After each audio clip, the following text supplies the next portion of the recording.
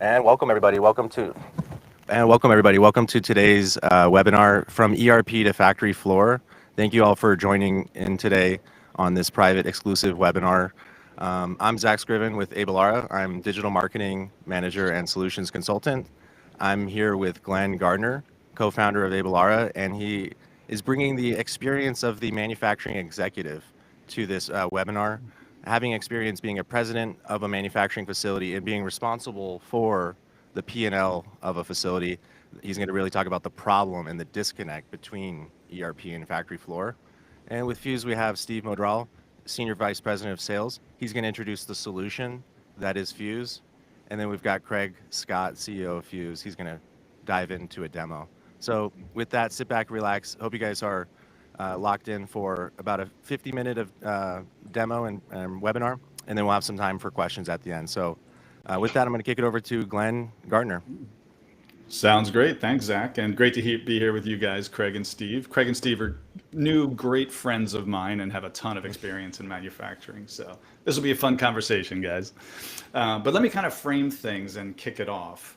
What I'd like to describe is the applications that sit directly adjacent to an ERP. In this case, we're talking about NetSuite, but it could be any ERP. And the reasons why it's really difficult to do everything that you want to do inside of the ERP. It's a famous quip inside of industry that like every large company is on an ERP migration. They're going to standardize on one ERP, and they've been 3 years away from doing that for the last decade. And like that's the story you'll hear at every single company, my own company's included. So no shame if you're in that state. It's just really hard to consolidate so much stuff onto one single ERP. And so interestingly, the theme that we're seeing is it becomes much easier if you minimize the amount of functionality that's inside of the ERP, and anywhere you have complex functionality, offload that to applications that are adjacent and custom built for factory floor or supply chain or engineering design, et cetera. So that's the big theme of this talk. Zach, I assume we're still recording. I see a thanks for viewing sign implying that we might be logged off, but this is live, so I'm just going to keep rolling with it and hope that we're all good. Just keep going, Glenn. This is what makes it so much fun. Totally. So, okay, so today let's focus on quality. Quality doesn't get nearly the attention that it should. And even from the position of an executive that's running a manufacturing company, quality really hits on the big three metrics that you care about most. So like, what does an executive care about? At the end of the day, customer satisfaction, first and foremost. Your company dissolves if you're not satisfying your customer. And then beyond that on financials, you want to grow your revenue and you want to increase your margins. Quality is the most direct impact to all three of those of like any other discipline that you could mention. And it happens to be wickedly difficult to do well. It's easy to point fingers from the outside to the quality team and say, hey, what the heck, you just improve your quality. It should be easy. Once you're in the trenches trying to build a quality technical product, you realize just how complex it is and just how hard it is. And so for me, the quality managers of the world are the unsung heroes that are doing a thankless job in the trenches. I hereby salute you. Your work is important. So let's frame things. Steve will go into more detail about the image that you see here in just a moment, but let me frame things with a narrative. So assume we're all working together at a plant and we're measuring quality in DPPM, defective parts per million, which is a pretty standard way to think about quality, a standard metric. And we're running at about 10,000 DPPM for our product. And then over the course of a quarter, we increase to 18,000 DPPM. That's a pretty significant uptick. And the task of the team is this a spurious blip that'll go back into where the baseline if we do nothing? Or is there something systematic that's happening that's going to be a disaster if we don't jump on it right now? The difficult thing is you really don't know once you get that blip how seriously to take it. If you overreact and set your hair on fire and make lots of design changes, you're just as likely to induce new failures that you didn't have before as you are to solve the prior problem. Conversely, if you do nothing, you might have a real emergency on your hand and you sat there and just let it boil for multiple months. That's equally as bad. So what the heck do you do? Well, the first thing you would look at is where are these returns coming from? This is ERP land. And ERP is actually really good at tracking what we call RMAs, return material authorizations. The ERP specifies which customer, which product, and which region that they're returning it from, which is a really important piece of the puzzle. So the first thing a quality manager or anybody that cares about quality would instinctively look at is, hey, let me Pareto out which SKUs, which product lines, which areas and which customers are having this. And then you look for patterns around industry vertical, even things like environmental condition. Certain parts of the world are very hot and humid, other parts of the world are very frigid, and all of that can impact your product quality. Thankfully, all of that is really well suited inside of the ERP, and it's a perfectly appropriate place to go. But now you want to dig a layer deeper. Nothing really popped in that first layer of analysis, and so you're still in a tough position. Do I need to take this increase to 18,000 DPPM super seriously, or will I regret having made lots of changes because it was just a spurious nothing? So now you need to really start digging into details and think, okay, I'm making a product. By definition, everything that's happening comes from upstream at the supply chain, midstream, meaning literally within my 4 factory walls, or downstream at the customer site. The ERP covered the downstream at the customer site. We at least know where those failures happen geographically. We know the environments there, et cetera. So that part is reasonably well covered. I'll note that sometimes you deploy a field engineer to get really deep detail about how the product's being used, but fair enough, ERP handled the downstream. For the midstream, ERP is not the best choice for digging really deep. Whether your product happens to be a chemical that's made in batches or a discrete product that's made in like a 12-stage, some batch processes, some manual assembly processes, you're going to need some really rich data about what happened on the units that failed in each of the different steps of the manufacture. And this is where the ERP starts to fall down. It's not the ERP's fault. It really wasn't designed to do this. So I'm not hating on ERPs when I say this, but a quality manager and or a manufacturing engineer wants to dig in and say, okay, I've got 27 of these failures, 18,000 DPPM, that means 27 failures. I want to track all 27 of those and look at the data at each of the 12 stations and see if something stands out. Is there something about maybe one of our batches went a little bit higher in temperature than normal? Is there anything abnormal about those 27 that I can catch in the deeper layer of data? And to do that, you have to start engaging with an MES and or with the PLC and SCADA system directly, because that's where all of that richer data went. And I'll also notice a test system, something like a lab view. It's very common as you go through each of these 12 stations. At the end of them, you'll have some type of a burn-in or some type of a test that validates that your product is functioning properly. And the data from those test suites that a test engineer would put together is super valuable and almost always siloed somewhere. LabVIEW and Python are by far the most 2 common ways that you'll see to do that. So a good manufacturing engineer and quality engineer is digging into all of that and starting to look for correlations. If you find them, fantastic. Now we know specifically what went wrong and we know how to bring ourselves back down to 10,000 DPPM. If you don't find something there, then you now have to go upstream. So you've tried downstream, there's no patterns there. You've tried midstream and everything looks fine in your manufacturing process. But now we've got to look upstream, and all of a sudden we need to know what happened with our suppliers. Are we tracking the batches of each of the parts? When the engineers built this particular product, they were thinking hard about GD&T, geometric dimensioning and tolerancing. Is it possible that upstream, some of the suppliers of our machined parts are being a little lax on tolerances, or unbeknownst to them, they had a dull cutting tool and all of a sudden the whole radius isn't perfect. It isn't exactly where they thought it would be. These type of things really do happen. And so now you need data that's technical and upstream, and for sure the ERP doesn't have that. Sometimes you'll have a data exchange with the upstream supplier, then you can get it that way. Sometimes they simply store it for you and have it available in their MES for a situation like this, where they don't send it to you all the time, but in the case of a problem, they're happy to be like, hey, we'll open our books, we're your partner, we're gonna share and see if we can find anything. And then finally, other times you'll have an internal inspection, a receipt inspection, usually of some statistically valid proportion of the incoming parts. Oftentimes it is just overwhelming to literally test every single part that comes in. And so you take a statistically valid sample of each test and you record that with something like a dimensional metrology suite. And again, the data that's in that dimensional metrology suite was never intended to live inside of an ERP, and it simply has no home inside of the ERP. And it's not the ERP's fault. It's really rich data that an ERP has no business interacting with.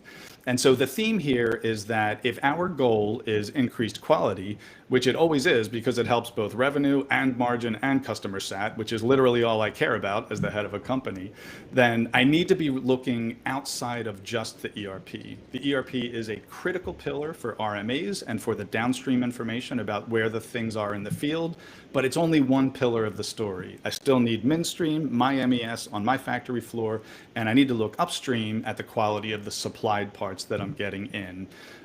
That is the big framing of what we want to do. If you can look at all of those and you have access to that data, congratulations, you're in like the 1%, because in my career, I haven't always had access to all that data. What I've always had is little bits and pieces here and there.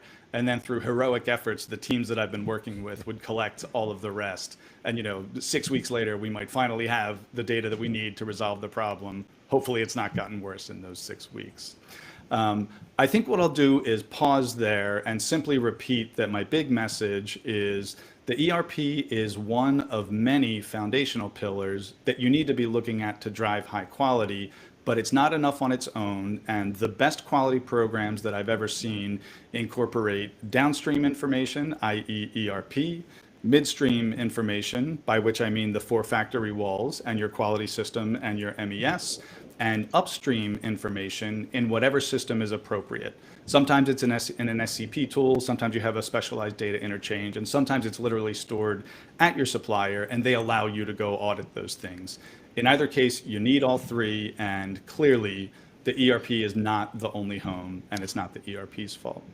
And I'm going to pause there, and Zach, I'll pass it back to you before we head to Steve. One of my mentors, Walker Reynolds, would say, your business doesn't happen in the ERP. It happens on the plant floor. And what you're talking about, Glenn, is really the digital supply chain. I like so that. I'm pretty excited about this. So if there are any questions, please leave them in the chat. We're going to get into Fuuz, and we're going to, obviously go into a demo. Greg's demos are world famous. They are. Yeah. But all right. Yeah, let's go ahead and is there anything else you wanted to add to that, Glenn? No, I think that was my main signal. I think came across, and Steve is a pro. He's going to go a little deeper than I did with a diagram and a real customer here. And Steve, if you don't mind, I'll do some color interjections and I'll answer questions. And this should be resonating. Hopefully, the audience we have today are C-level. Just this morning, we had a CIO for a manufacturing facility. So this is hopefully resonating with you guys. If it is, definitely leave a comment below. Yes, I'll kick it back over to you guys. Thank you. All right. Yeah, Zach, if you don't mind pulling up that that image, and Steve, we will pass the mic to you, sir. Yeah, no problem. Thanks, guys. I thought it'd be interesting to talk about a little bit, some of the challenges that Glenn had outlined. One of our customers just went through this journey and experienced very similar challenges, and had the opportunity, being that this is a new facility, a new plant, Greenfield installation, to put in an architecture that really made sense for them and allowed them to capture a lot of the data points all throughout their process. It's one of our good customers, Highbar. Tell you a little bit about this story here, because I think a lot of companies out in the world and this will resonate with them. And they first thought that everything should reside in their ERP system, Glenn, much like you outlined in the beginning. And they had selected an ERP system that was supposed to be all encompassing and handle all the manufacturing. And Highbar is a steel processing center. They actually make rebar. And not only did they build this factory from the ground up, but it's actually powered by a 800-acre solar park. At the same time as they were building the plant, they even built in a seaport where they could actually then scrap steel and materials to melt into building into that process. What they learned is after they selected this ERP package is 90 days into the implementation that they had made the wrong choice, and that not all data should be living in ERP, and not all ERPs are designed to handle shop floor where the money's made and lost, and understanding the quality tolerances within the processes. So they came to Fuuz Fuuz actually made the recommendation that they look at picking an ERP selection that focused on what they needed most, and that was financial accuracy and managing their financials as well as their purchasing and buying capabilities. And they chose Oracle NetSuite to handle that. And Oracle NetSuite's a great partner of ours at Fuuz. From there, though, we looked at Fuuz, and Fuuz is really the industrial intelligence operations platform. And our platform encompasses many things. It allows you to use a lot of our templates or accelerators to do things like the common MES on the shop floor management and do some of the material movements in like our warehouse management applications. But also to allow you to flex and capture data in areas that commonly don't have applications for them. And, you know, as Glenn had mentioned, we don't want silos of data flowing around, because ultimately you want to bring this data together, have it in a logical format that you can use to understand, how am I doing? Am I making good product? Is my product within spec? Are my tolerances, are we within tolerances? And what we did for this customer is, over a 9-month journey, we put in an MES system, we put in a WMS system, we built an application for them to help with their scale house. Because as you can imagine, with rebar, you're going to be shipping this product over railroad, you're going to be shipping it over truck as well as barge. So having the ability to understand and have those loads measured out in the scale house, we built an application for that. We also did a yard management. So as they're receiving material, they're receiving I think it was like over 700 million tons of scrap steel coming in, and having to grade that raw material coming in, or that scrap coming in, and managing that throughout their yard is a process. And we actually built them an application to help collect the data, grade the materials that are coming in, and make sure that they're stored successfully. Also integrated in with a TMS system. So I know they're using Mercury Gate to handle a lot of the freight and a lot of the TMS activities. But again, it's bringing that data together. And that's kind of like how we fuse all this information into one system, so that you can quickly understand how you're operating within your four walls. How's the industry doing as a whole in terms of our enterprise? I know the plan with Highbar is to eventually add a second plant, a third and a fourth. And as they expand their Fuuz footprint, corporate will be able to see all their plants on one screen and understand that data and understand what that looks like and how their performance is across all their industries and all their plants. Nice. I love that they had. Yeah, I love that they had TMS and yard management. You often don't think, as a manufacturer, like those are never tip of the tongue. Yard management, some people haven't even heard of that as a category of software, but it really matters when you have a ton of bulk materials in a yard. And the TMS, Steve, I can't help but think of, there was a time in my past where I didn't have a TMS, but we made a quality discovery, which was the same part sometimes came via air and sometimes came via freight, just via a truck shipment. And it really mattered. It turned out that if we put together our product quickly after receiving it from an air shipment, and usually that's what we did, because if we had an air shipment in the first place, it meant we desperately needed the part and we put it together. It turns out that it's freezing in the cabin in an airplane, and it goes down to whatever, -40, I forget the number. But the point was, it was cold enough that this steel part shrunk, and it was literally a different dimension. And then we would build it immediately because it was an emergency. And finally, we figured out that this is what was causing our poor quality, was if we didn't wait at least X hours, I think it ended up being like 24 hours after the thing got off of the plane, the dimensions were going to be off. And had we had a TMS, that might have been something that was much more obvious to us.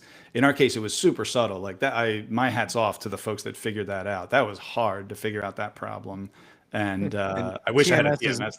TMS is, for those that don't know, transportation management system. Okay, it's because I'm sitting here thinking time management system like QuickBooks, but obviously it's not that. Yeah, transportation management system. Yeah. Excellent. Yeah. Fantastic. Yeah, but yeah, when you tutored me on this particular case study, Steve, I was impressed. Like, this is a really wise architecture. As you step through each of that, like just the right amount of information is in each of those squares. The stuff that the square does best stays there, and the stuff that's most relevant to the adjacent applications gets put across there. I don't actually know who the architect was on this particular job, but it's really well put together. It was a really elegant solution from my perspective. Oh, absolutely. Yeah, I think that's one of the things, Glenn, is that that's a great question. Who was the architect that put this together? I mean, that's oftentimes a big challenge for a lot of industrial companies, is they don't have an architect that, you work inside the company, right? You work in those four walls, and so you know what you know, and you're exposed to what you're exposed to. But folks like you at Abelara that focus on technology and being experts in all things technology for manufacturers are able to bring that level of guidance to a company, right? I'm not saying a CIO can't maybe figure this out, but it's not their day to day, Yeah. And that's really helpful for a lot of the companies that we work with you guys, to be able to come out of that experience with you with a plan, with some guidance. And maybe they end up with an architecture that looks like that. We kind of make it simple because that's just Fuuz. I mean, it's architecture out of the box for the most part.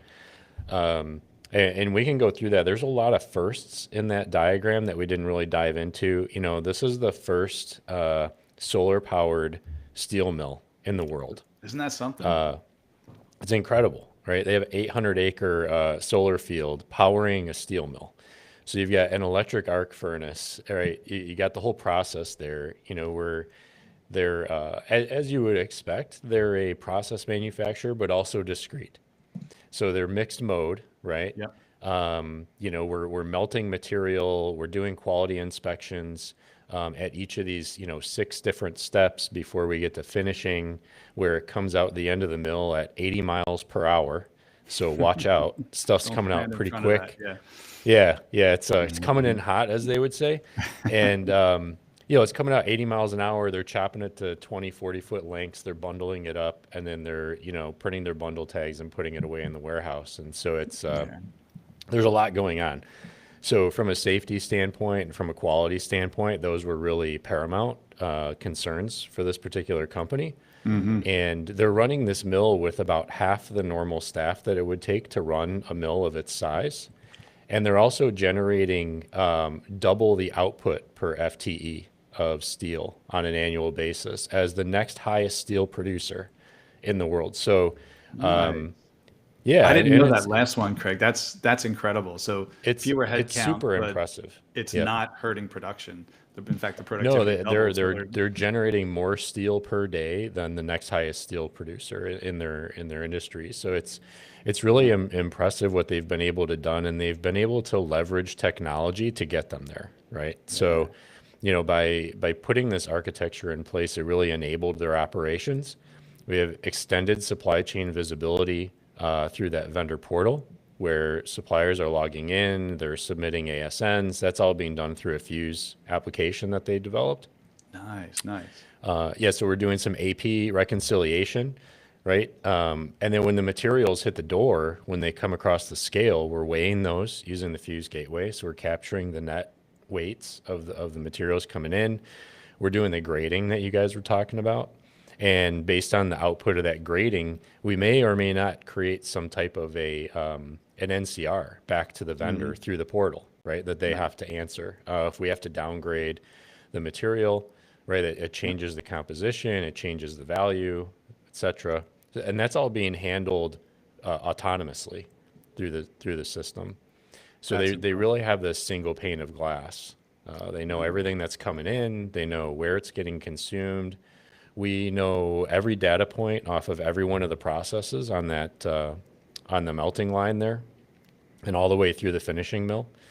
All the quality checks. We're bringing all of that back into the Fuuz platform, and I'll show you when we get into the demo in a few minutes a little bit about how we architect the data models to support all of that. But all that information is coming back into the Fuuz platform, and then you see that little MCP block on there. So we've actually opened all of that data up to them to be able to leverage their LLMs and do AI analysis on all of this information that they're gathering. So Steve said 9 months. It was really about 6, because we had about 3 months of testing and working with the ERP vendors and we worked with all of the vendors on this one. So nice. It was pretty crazy. Yeah. Yeah. Yeah. What's up, Zach? Yeah, it's just really quick here because, if you imagine someone who signed up for this webinar, they're interested in particularly this connection here, right? And that's probably where a lot of people are introduced to Fuuz is, hey, I've got an Oracle NetSuite ERP. I've been struggling to do advanced manufacturing and connect it to my plant floor. Let me take a look at this iPaaS Fuuz, and being able to snap it into my enterprise system. Would you talk a little bit about that? Because now we've shown almost the full gamut of capabilities that Fuuz can do. But if it just starts at this connection here, it could then grow into something much more. But would you talk a little bit about this connector here and how easy it is to set that up and why you would want to set this connection up? Yeah, for sure. So, you guys are familiar with, and I'm sure some of the people on the webinar have heard of the, point-to-point integrations, right? And that's typically, the past 2-3 decades, kind of what people have been working with. So you're building, and a lot of times there are solutions in the market that are purpose-built around an ERP system. So they're very point-to-point. They're built essentially to comply with the way the ERP system wants it to function, right? So we took a different approach in having the Fuuz platform be agnostic, and this iPaaS layer, that's an integration platform as a service. So think of them like building blocks, right? You literally drag blocks out onto the screen, and it builds a workflow that moves data from one system to another system. That's what we call our data flow tool. Nice. So you're just moving bits, and what it does is it allows us to be very flexible when we get into a manufacturing environment. We want the ERP system to focus on what it does best, right? Financials, AR, AP, GL, supply chain management, MRP. It does really well at those things, like Glenn was saying. What we're able to do is model the manufacturing environment the way it needs to be modeled in Fuuz, and that little bridge right there that you were pointing to, that iPaaS connector, allows us to transform the data that we're collecting at the plant level, right? That blue data. And we're able to transform that into something that's meaningful and contextualized for the ERP system to understand. So what does that mean? Maybe I'm tracking serialized bundles of steel coming off the end of the steel line, right? So I'm generating a bundle every 45 minutes. I'm applying a bundle tag to it. I'm putting a serial number on it. It's some weight. Now, the ERP system, some of them may want that level of detail, but oftentimes what we find is they just need to know that I produced a ton of steel. It doesn't necessarily care that that ton is serial number 1, 2, 3, or 4, 5, 6. Mm-hmm. So that level of plant detail resides in Fuuz. It gets lost in the ERP. It gets lost, right? It's too much detail. I mean, I don't know a controller. I've never known one that wants to look in their general ledger and see serialized inventory in there, right? So there are some reasons when we get into costing, right, Glenn, that we might look at doing that at that lower level. If we're doing actual costing, we may need to allocate it to a specific batch or lot or serial number. Mm-hmm. What we oftentimes recommend, though, is use standard costing in your ERP system, manage manufacturing variances at that level, and then you use operational reporting to understand the cost of each of those bundles, lots, and serials. And you do that in your plant system. So that's something that we do in Fuuz. We provide operational reporting. So we know everything that went into every bundle, every consumable, every raw material, and we know the cost of those things because we can get it from the ERP system, right? So you can actually use Fuuz to do a lot of the things that some ERPs weren't built to do. We're also a high transaction, a high volume system. And a lot of ERP systems are not built for high volume transactions, right? They're built for sales orders, purchase orders, work orders, maybe tens of thousands of transactions a month, someone might think is high volume. But when we say high volume, we're talking about millions of transactions in a month, right? So we're talking about the actual events that take place. So that's where that iPaaS connector really comes into play. And that's what allows us to leverage information both in the ERP and Fuuz and kind of bring it together, like, fuse it together. Excellent, I guess. Yeah. Right. And when you zoom out, it really becomes clear because rather than connecting, your scale house to your ERP, connecting, your solar farm to your ERP, connecting your yard management, your TMS to your ERP. You're just connecting your ERP to Fuuz once, and then every other application can then get the information it needs to do this job. Yeah. So to your point, right? Your mentor Walker, unified namespace, right? When you look at this and you frame this out from a UNS perspective, then Fuuz really is the UNS in this example, right? Everything else is just a node that's, sharing data with Fuuz, and Fuuz is sharing that data with everything else. And that's one of the reasons why this particular site has been able to be so successful and so productive and so efficient, right? Because they have one place to go to get all of that data. So Glenn, if you were the plant manager or the president of this organization, you'd be pretty thrilled right now, right? You just log in once and you got everything you need. I'd be thrilled to death. And even so, if I put on my finance hat, you said, the finance leader just wants to know margins and wants to have the appropriate cost accounting. Totally true. And my favorite ones actually want to dive deeper into the factory floor, but recognize that the ERP isn't the spot to do that. So like step number one, the finance team needs to think from a cost accounting perspective, simply because that's important for compliance. You need to follow the GAAP rules for cost accounting, and that's a regulatory thing. So you can't violate that. So rule number one, don't break the law. Be in accordance with GAAP if you're a publicly traded company. That's obvious. And then generally sound advice, Glenn. Don't break the law. And then after that, I like to recommend exactly what you said. I prefer to be on a standard costing environment, unless you're like a specialty job shop, that wouldn't make sense. But if you're manufacturing any volume of what you're doing, I like to be on a standard costing regime, because then it forces you to track the variances. And so the variances need to be tracked accurately, just accurately enough in the ERP that you are meeting the spirit of the law or the GAAP principles. GAAP is generally accepted accounting principles. Sorry for using code words, but it's the 100 or so rules that in the US you must follow. It goes by a different name internationally than the US, IFAS. I digress. The important thing is you got to follow those rules. And then the next most important thing is, okay, why? Like, here's the variances. The ERP will know those variances, at least on a monthly or quarterly basis. And the first thing a good finance manager will challenge the team with is, why are we 170 basis points worse on gross margins? Here's the three variances. I see that it's primarily a material variance. The labor didn't change too much, so we know at least that much. And now that person, the finance leader, stares at the ops leader, the engineering leader, the quality leader, and says, what the heck? We've got 170 basis points variance, and I know it's on material. What happened? At that moment, you don't dig into the ERP, you dig into all of the plant floor systems that you guys specify there.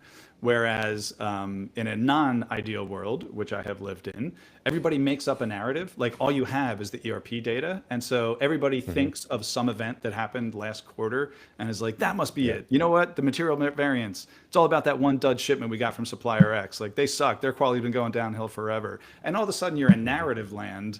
May or may not have anything to do with what the actual material variance was, but you just don't know in the MRP, in the ERP system. And that's why I would be thrilled to death if I was sitting atop of the architecture that you described there, because I could say to the team, dive in, you've got everything you need. I need 170 basis points back. Tell me where it went. And you've got all of the data you need. Let's do this. Yep, absolutely. When you look at that, I mean, we don't have to bring that diagram back up, but you look at their process, right? It goes through 6 or 7 different steps throughout that process flow. And when you're really trying to dig in, you're really trying to understand what happened. Understanding only the difference between raw and finished goods typically is all you're going to see in the ERP system, right? You've got your beginning and your ending balances for those two accounts. WIP is like a black hole, right? In most ERP systems, there is no concept of WIP unless you go down the path of every manufacturing step is its own item, and we're going to track it that way, which is no bueno if you're in quality or maintenance or any other group. So that's another layer that having the right, infrastructure provides you, is that WIP visibility. You can really hone in on the specific process that's driving the issues, right, to your bottom line. So it's all about visibility, tracking the events, getting it all into a system. Yeah, that was a subtle point you just made, but you nailed it. Like, if you have an ERP mindset, and with good intentions, you want to track like all 12 steps of this hypothetical manufacturing process that I mentioned, your item numbers proliferate. You have like SKU hell. If you want to track WIP in the ERP, you need a SKU for the end of each one of those individual stations.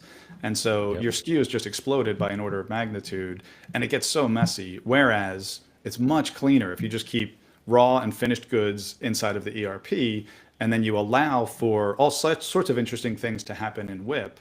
The ERP just knows that there's a certain dollar value inside of that giant WIP bucket, but the MES and all the associated quality management systems, they know exactly what's going on step by step, and it's a natural system in which to express like, hey, what happened last Tuesday? Something's weird. The yields went down. Can I dig in?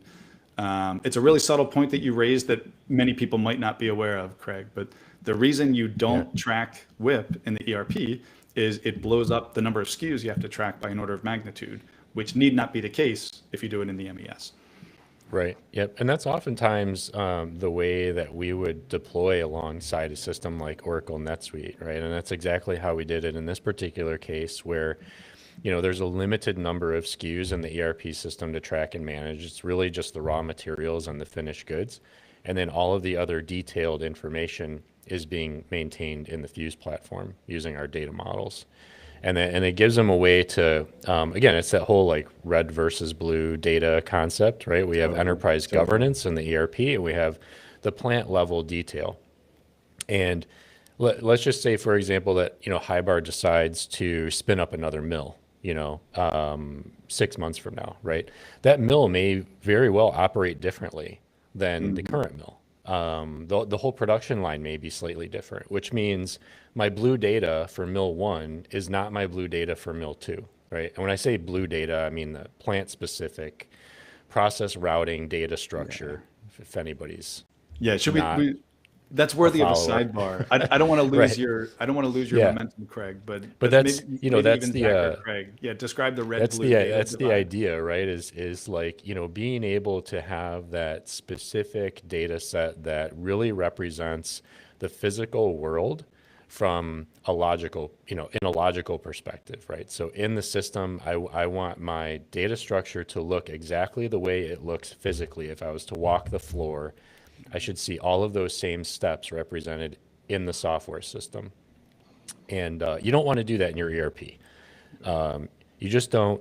They're not built for that. NetSuite's no exception to the rule, and that's where that iPaaS comes into play. I will tell you that. I mean, that is exactly the scenario right there, where you could bolt on, a bunch of other different types of systems, right? But what you're going to end up with is a system that has to conform to the way the ERP is built to operate.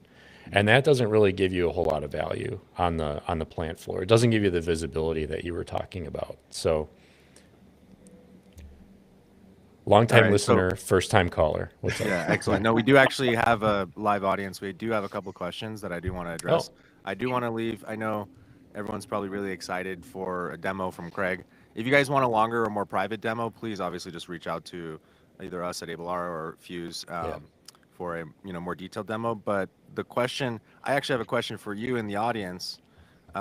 If you're watching this either live or after the fact, my question is who here currently has a unified view of work in progress, quality, maintenance, traceability across your operations? And if not, which part is the hardest part to connect today? So that's just food for thought if you're watching this. But one of the questions that came in from the audience is, Andrew said, is the Fuuz gateway equivalent to an ignition gateway where you can just connect the process data into the enterprise layer? Just trying to make some connections to understand the Fuuz product better. Thank you, Andrew. Yeah, Andrew, that's a great question. So the Fuuz gateway is an on-premise application that you can run on a Windows or Docker machine, a Linux. It does have industrial drivers, so we can connect to the industrial equipment. It doesn't necessarily replace Ignition. In fact, we're an Ignition partner very recently. So if you have Ignition operating as your layer 2 SCADA, a lot of times what we'll do is we'll put the gateway right next to it and we'll connect the two. And that allows us to bridge that level 2 data with layer 3. Again, not to use more industry jargon terms, we'll have to do another webinar on layer 2, 3, and 4. Totally. For some of our IT I'm just friends waiting may for not have layer heard 6, that. layer 6, layer 7. So Layer 6, 7, it's layer infinity, right? Yeah, we know what those are. It's a secret we unlock late in the process Yep. of installation. But you got to, thank you for the question, Andrew. We have one more question. Well, I Ricardo, totally interrupted Craig with my not that funny joke. Craig, please finish your thought. Which thought was that? My layer 2, that- layer 3? Well, we'll have to get into that in another one. But yeah, I mean, to kind of just tie the bow on that, yeah, absolutely. You know, Ignition is great. It's awesome for the plant level. Fuuz is at the enterprise, right? So we would look at Ignition as another node in our UNS, just like the ERP is a node to that, or the TMS is a node to that. Ignition is just another one that plugs right in. excellent. And we'll be demoing this more at Prove It next year. So make sure you come to the Prove It conference in Dallas next year. For sure. All right. I think we're ready for the demo. Craig, are you ready? Yes, I am. Let's jump in. Awesome. All right. I'm going to go ahead and present my screen. And when you showed me this, Craig, this was my Jerry Maguire, you had me at hello moment when you showed how easily you could change the schema. No doubt. Yeah. So let me transform start there, and I'll give a little explanation here. So as we kind of work backwards. So we talked a lot today about the architecture, the infrastructure, the ability to separate enterprise data from your plant level or site level data, and be able to model things in a way that virtually represent the physical world. It's super important if you want to accomplish anything in manufacturing, and especially if you want to get into any type of machine learning or artificial intelligence.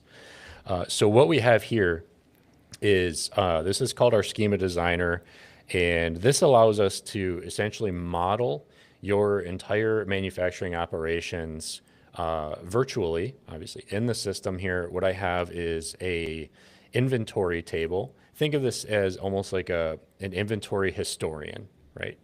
So this could be a process historian.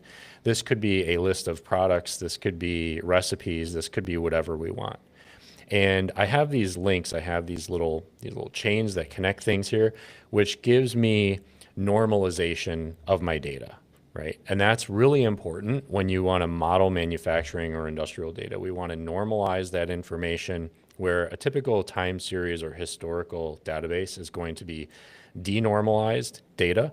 So you're repeating everything, right? So we're actually creating relationships between different objects in Fuuz. So I have, for example, my inventory is related to a particular manufacturing process. That manufacturing process happens to be associated to a work order, right? That work order then is going to be associated to a product. And you can see I can just navigate all the way through this entire relation. And eventually you get up to the very tippy top, right? And then you can work your way all the way back down. And this is where you get traceability. This is where you get, doing receiving inspections, tracing that against what purchase order something came in on, where did I put it away, which work order consumed that material, what operators were involved in that process, and so on. So, Glenn, I don't know if you have anything you want to ask or add about this in particular, but this is a very powerful tool for us. Yeah, I'll say why I was so excited when I first saw this. A lot of the times people won't adopt a tool like an MES or a PLM because in order to do so is like a full-blown IT enterprise implementation. And the tools out there are great. They're super sophisticated off-the-shelf products for MES and for PLM. And I love those tools. However, they're designed for like the highest possible, most complex use cases. What made me excited here is there are so many cases where a customer would be like, I don't want a whole PLM. I just need to track my ECOs. And like, I can't afford, number one, I can't afford the price tag of a full PLM. Number two, I can't have a full blown IT implementation for this tiny thing. And I was like, oh my gosh, like in a couple hours, we could put together just a schema for how to track ECOs between engineering, the ERP, and the MES, and make it bare bones. Don't have all of these endless fields that are meaningless to people, because the endless meaningless fields are what makes the thing not friendly and makes it not look like the plant floor like you described. That's why when you log into an ERP, but it's doing plant floor stuff. Nice, Glenn's favorite model. When you log into an ERP, but you're doing something on the plant floor, you see 73 fields on the screen, and you're like, I'm trying to purchase a mechanical seal. I have no idea which of those fields I need to actually fill out or don't. And that's why I was excited. I was like, oh man, minimum viable PLM, MES, like whatever. This lets you do it cheap and easily and flexibly. Any S you want to build, you can build it in here. And for me, when I identified it within about 20 minutes. This is my this is an awesome moment. We're live, Zach. We're like, this is freaking awesome moment. I was like, that's awesome. And then also that was only further reinforced when we came out to Detroit and we did boot camp and a deep dive. The enterprise ORM, to be able to the object relation management and be able to have storage, modeling, version control. I don't know if anyone noticed, but when a version control was out of sync, it appeared as blue. So then you can merge those changes. That is next level. So to be able to have even this feature just alone, it makes Fuuz super powerful. I think it's one of the most powerful features. And then to be able to just have the APIs created off the top of your data models, the GraphQL interface, that's what got me most excited. Yeah, so we had Andrew had the question about the ignition gateway, right? So here I can model my enterprise, data layer. This can be governed by IT at a certain layer. I can have another version of this that's at the plant, and we auto-generate all the GraphQL APIs here. Not to get too technical, but this can be consumed. Like this model, you saw me create Glenn's favorite model, right? So I just drag it out. I can add some fields to it. Once I save it, it's immediately available to be consumed by Ignition, literally within seconds. So this is really our secret sauce, not only because it makes it quick to deploy, it's low-no code, but also because it gives us a place to normalize and standardize the data. Everybody wants to get into AI, machine learning. This is the best way to do it. And if we go back to that Highbar diagram, how we had all those different nodes that were plugged into the Fuuz ecosystem, right? You got ERP, TMS, we had level 2, we had all the different custom apps that they had built out on Fuuz. They're all plugged in here. All the data is in here. It's all contextualized. It's all available. It's all real time. So it's really bringing the entire enterprise together. Now, this is probably not the thing that most people are going to use, right, as an end user in the Fuuz platform. This is just kind of how the sausage is made, so this is the secret sauce. This is what makes it so special, but this isn't the thing that most people are going to log into every day and consume in terms of software, right? So we're going to do things like track and trace. So talking about quality, talking about traceability, knowing where things came from, where they went to, having that WIP visibility. This is a Sankey diagram. We have some traceability. I've got some raw materials and some WIP that was consumed, midstream, went into this finished good. So just as an example of some of the visualizations that you could do in here to model your data. So this works well for this particular company. This happens to represent, a sub-assembly going into a final assembly for them, right? And then you have all of the underlying data that's captured, of course, throughout the manufacturing processes as well. And then I mentioned that we have like that inventory table, sort of an inventory historian. So if I wanted to look at that data, I can come here to inventory transactions and I can actually see it. So I can give this to my end user. I could give this to my quality manager. I can give it to my ops manager. They can see everything that happened with every piece of inventory. Again, this is that level of detail that you're just not going to get in an ERP system. This is telling me where it was shipped, when it was moved by a material handler, the current state of the inventory, whether it's loaded to a workstation or not, right? The current physical location. So, and there's probably 50 more columns in this table. It's a huge table, but this allows me to do some reporting. So I could export this data right now to Excel, or I could do some analysis on it right here without having to write any code. So I can just pick on the type of visualization I want to create, and based on the information here, it's going to create that for me. And if I want to make my own custom report, right, I can drag things around, I can move them around. I can get really creative if I needed to group things together by product or location or whatever like that, because I want to give that to a customer. Maybe there was a recall, unfortunately, and I need to provide some detail to the customer. It happens all the time in food and beverage, right? FDA regulations, you have to be able to do this in less than 3 hours. So what I'm demonstrating to you right here is the ability to do that full-blown, traceability in just 3 seconds. Some people strive for 3 hours and they're still not able to get there. It takes them days or weeks to compile all of that manual information.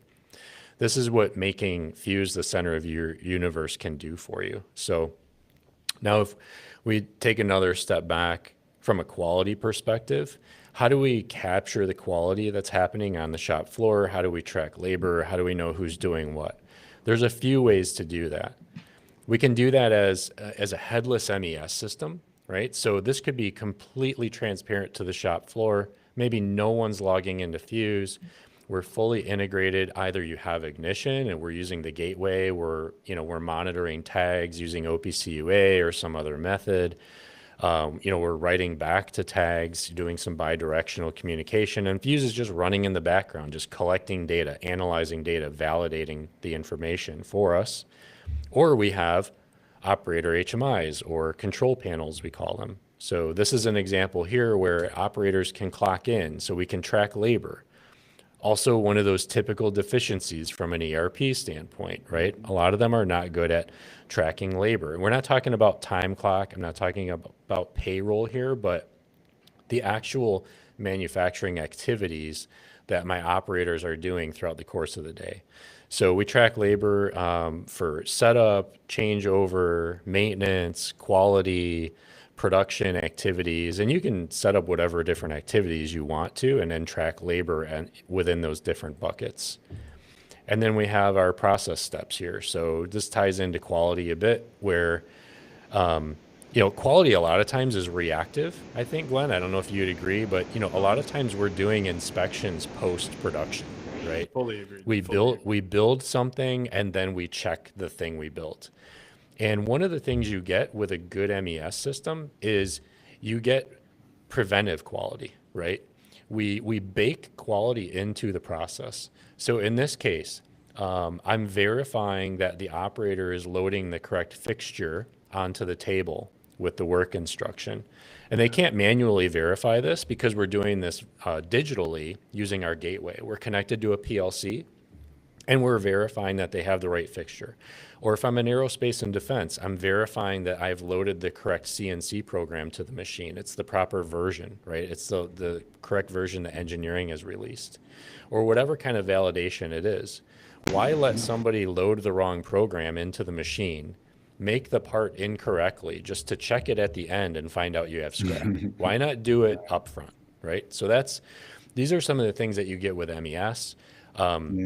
This isn't just receiving inspection, right? That's also reactive, right? If you're checking things when they hit your floor just to find out that it's not the right thing or it doesn't meet the quality requirements, now you've just crippled your production operations, right? Because now you're going to shut a line down.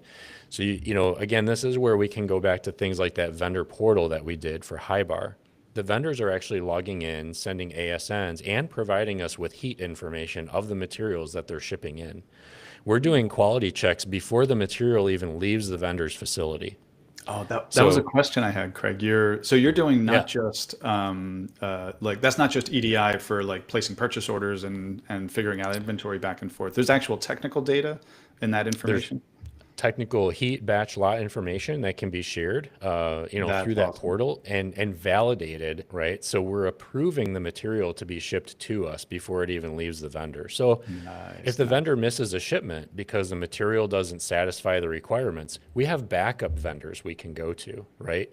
We're not waiting 3 weeks for material to come to us, finding out it's no good, sending it back on an RTV, waiting 3 more weeks.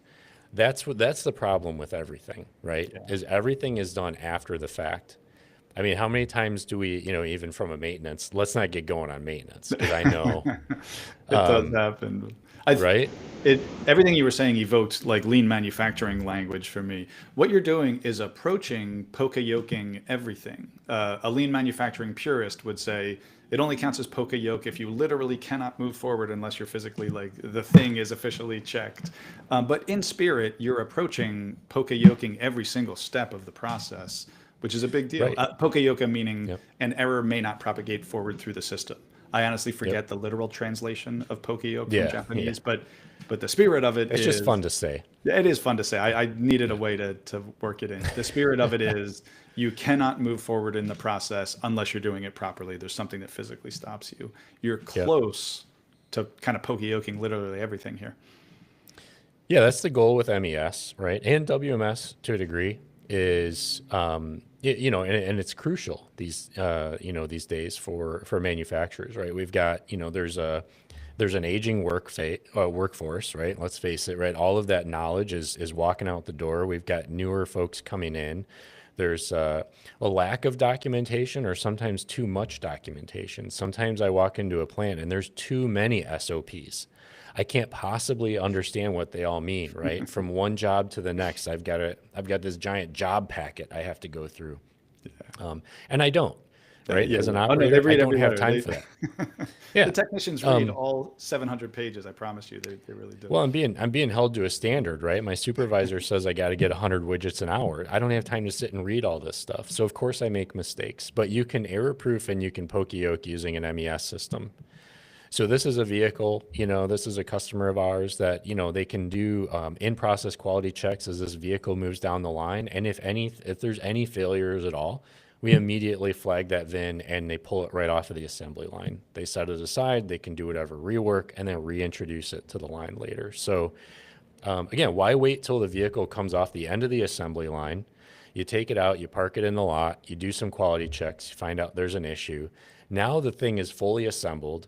It's much harder to fix. It's much harder to deal with. So we're really into this embedding work instructions and embedding quality into the process rather than having it be an afterthought. I love that. Hey, good luck doing that with an ERP. Yeah. Yeah, that's done with, that's done with paper today. Like people, even if you have a full-blown PLM and have put in all the effort that you described, technically you're supposed to, every time there's an edit to any procedure, like reprint it out and put the instructions right there in the cell. And it's just so easy to fall behind that and then fail your ISO audit, which is not good. But if in a system like what you just put together, I didn't plan this in advance, Craig, but that evoked for me was, my God, I might actually pass an ISO 9001 audit cleanly for the first time. It's because it's so easy once you start tracking all of your procedures, which is the right thing to do. Everybody should. Then you get ISO 9001 certified. Then every micro change that you make to a procedure, you have to make sure everybody's trained on it. You print it out, you put it in the cell. The technicians in the cell has to literally certify that they read the thing and record that inside of the PLM. It's much cleaner to just say the change is embedded in the interface. It's impossible for the technician not to abide by it. And so you don't have to record that they literally printed the latest procedure and read all of it.